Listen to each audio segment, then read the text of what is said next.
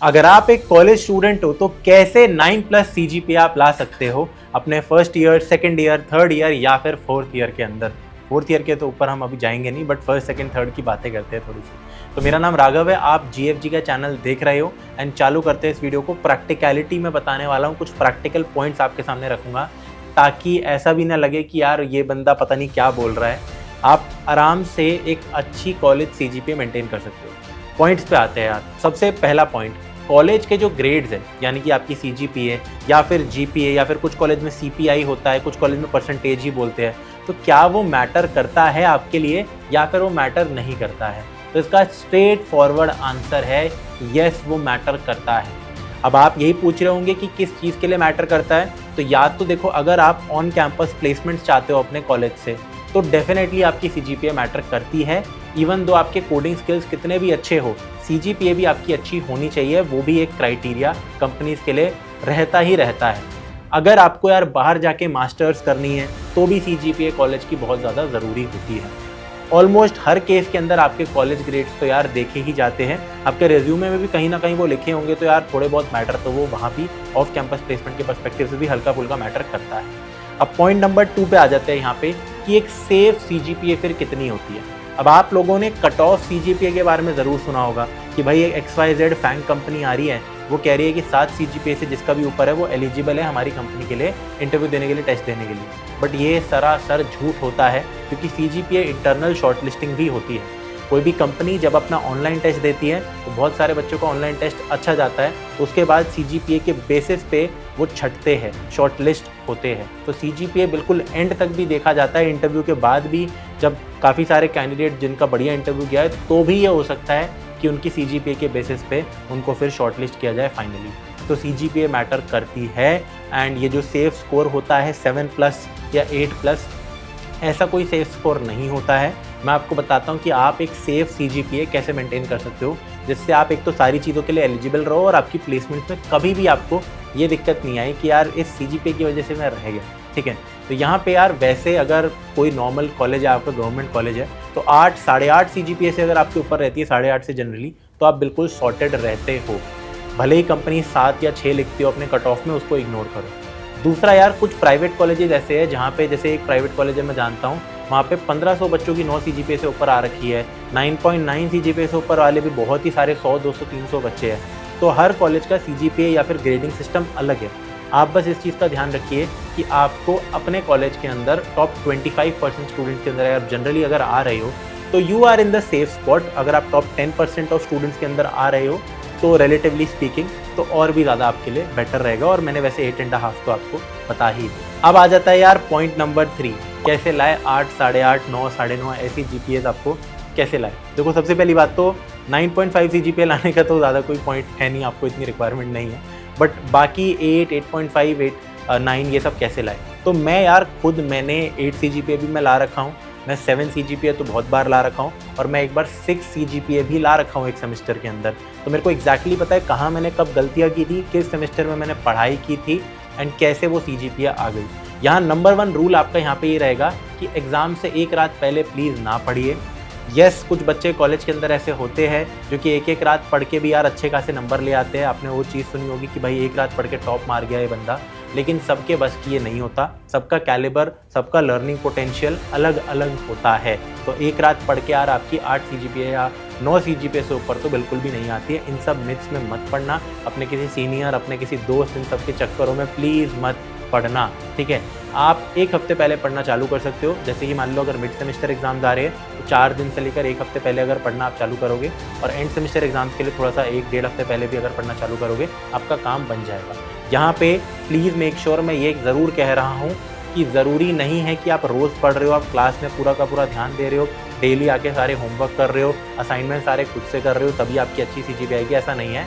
But yes, हफ्ते से एक हफ्ते पहले एग्ज़ाम से आपको सीरियस थोड़ा होना ही पड़ेगा। तो वो चीज़ आपको यहाँ पे ध्यान रखनी है। ऐसे करके आपकी जो CGPA है वो डेफिनेटली बहुत अच्छी आ जाती है। इसमें दूसरा वाला यहाँ पे पॉइंट क्या रहता है कि आप अगर पीयर लर्निंग कर सको तो बहुत ज़्यादा हेल्पफुल रहता है। मेरे केस के अंदर जब मैंने पीयर लर्निंग की, अपने दोस्तों के साथ कुछ पढ़ा लाइब्रेरी में बैठ के, यूजुअली कॉलेज स्टूडेंट करते ही हैं, तो कुछ कुछ टॉपिक्स में, कुछ कुछ सब्जेक्ट्स में कुछ बच्चे ज़्यादा अच्छे होते, हो सकता है आप किसी पर्टिकुलर सब्जेक्ट में ज़्यादा अच्छे हो अपने दोस्त से, तो आप ज़्यादा अच्छे से एक्सप्लेन कर पाते हो चीज़ें, और जो दोस्त पढ़ाता है आपको यार, वो वाली फील कभी टीचर से आपको आ ही नहीं सकती, तो वो चीज़ बड़ी हेल्प करती है आपकी। तीसरा यहाँ पे पॉइंट होता है कि आप प्लीज़ प्रीवियस ईयर क्वेश्चंस को ज़रूर लगाओ। अब जब आप जेई की तैयारी कर रहे थे, बीटेक में भी हो, तो 100% आपने जेई की तैयारी की होगी या फिर बोर्ड एग्जाम तो दिया होगा, तो वहाँ पे भी आप प्रीवियस ईयर क्वेश्चंस को लगा के जाते थे, क्योंकि उसी के जैसे सिमिलर क्वेश्चंस आएंगे आपके पेपर में। और जेई के अंदर अगर बिल्कुल सेम नहीं भी आए तो एक फील आपको आ जाएगी कि यार इस लेवल के सवाल हम करते हैं।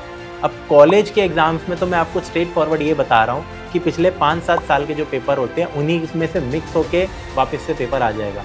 तो इनफैक्ट कॉलेज के प्रोफेसर्स तो इतनी बेयर मिनिमम मेहनत भी नहीं करते कि क्वेश्चन थोड़ा सा बदल दे, तो बहुत सेम क्वेश्चन भी बिल्कुल डिट्टो सेम भी आपको मिल सकते हैं। ज़रूर PYQ को लगाना यार, ये वाली ट्रिक मेरे को तो 3rd ईयर में पता लगी थी, काफ़ी रिग्रेट करता हूँ आज तक मैं इस बात को। आप जिस भी ईयर में हो, लाइब्रेरी में आपको PYQs मिल जाएंगे। ज़रूरी नहीं है कि आप अपने सीनियर से मांगो, आपको लाइब्रेरी के अंदर भी जाके ये सब चीज़ें मिल जाएंगी। ऐसे आप एक अच्छी CGPA यार ला सकते हो।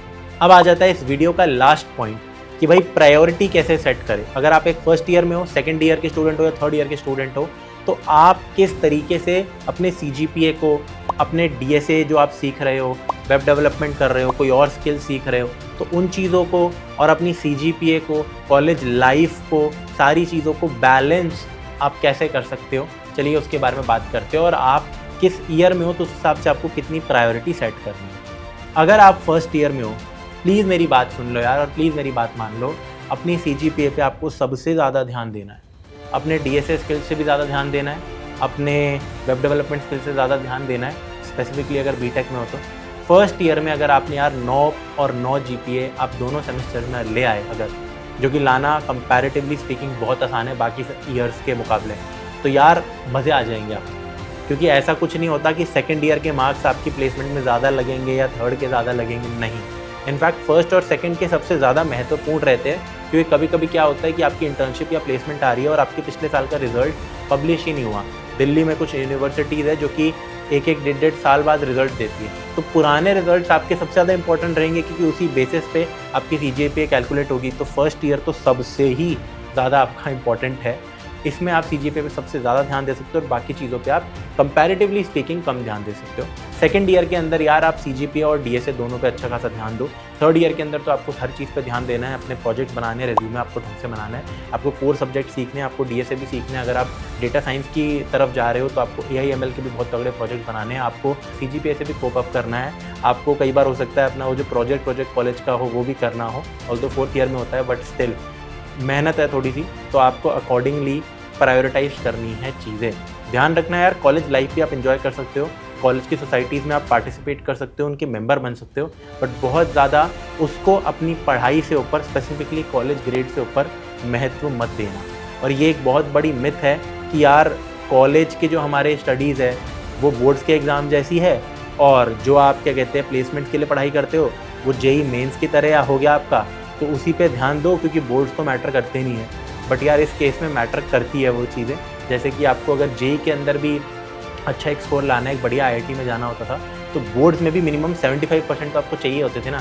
तो यहाँ पे भी काइंड ऑफ वही क्राइटेरिया है, बस थोड़ी सी ज़्यादा आपको CGPA चाहिए होगी। मैटर ये डेफिनेटली करेगी, इसको कम में मत आंकना, ठीक है। कॉलेज ग्रेड्स आई नो, अगर स्पेसिफिकली आप कोर ब्रांचेज में हो, इलेक्ट्रिकल, इलेक्ट्रॉनिक्स, मैकेनिकल, सिविल, और फिर आप किसी और ब्रांच की प्रिपरेशन कर रहे हो और फील्ड की प्रिपरेशन कर रहे हो जैसे कि CS, तो आपका दिमाग ख़राब रहेगा कि यार इस चीज़ में मेरे को अपना करियर नहीं बनाना, मैं ये क्यों पढ़ रहा हूँ। बट आपको पढ़ना पड़ेगा ताकि नंबर आए, ठीक है। तो ये थोड़ा सा है, अब पेन पॉइंट है, बट आपको ये चीज़ करनी ही पड़ेगी, ठीक है। इस वीडियो के लिए इतना ही था। आई होप आपको हेल्पफुल लगी होगी। नीचे कमेंट्स में ज़रूर बताना अगर आपको ये चीज़ हेल्पफुल लगी तो।